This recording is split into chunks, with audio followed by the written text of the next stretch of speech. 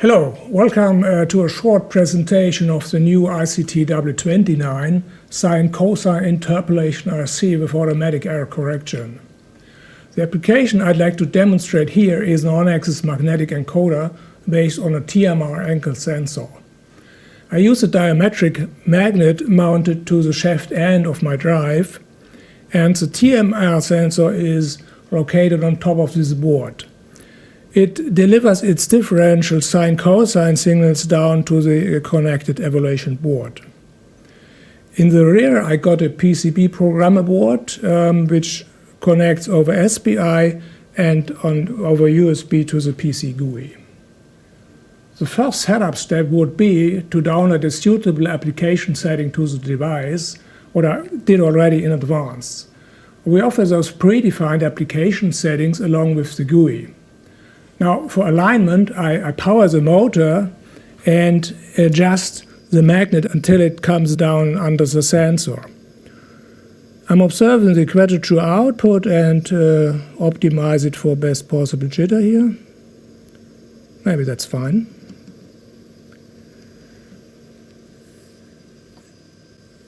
If we look at the Lissajous figure, we can see that the sensor provides some offset, and also that the amplitude does not yet meet my green target circle. Well, that's quite easy to fix. I simply need to press a button on the evaluation board for calibration.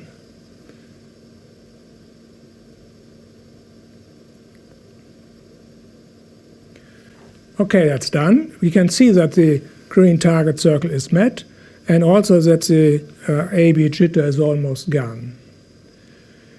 Now, well, the resolution is not yet that high, so let me enter a much higher resolution.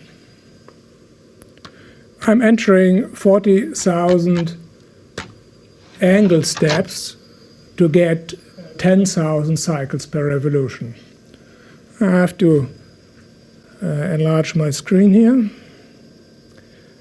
Now we look at one quadrature output, and the period now takes 9 divisions, and I already aligned 2 cursors to represent not more than about 7% duty cycle variations.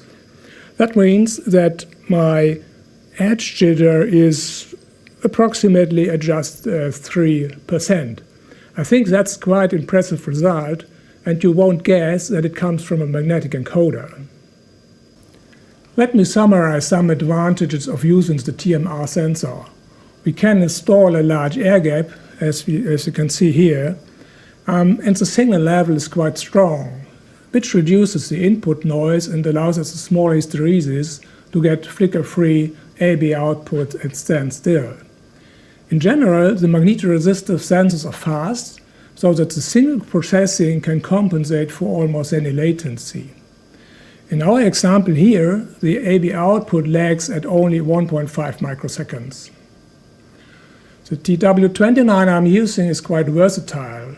It allows you to build incremental encoders, have any desired output resolution, and also absolute encoders with a single-turn resolution of up to 26 bits, optionally along with multi-turn data processing.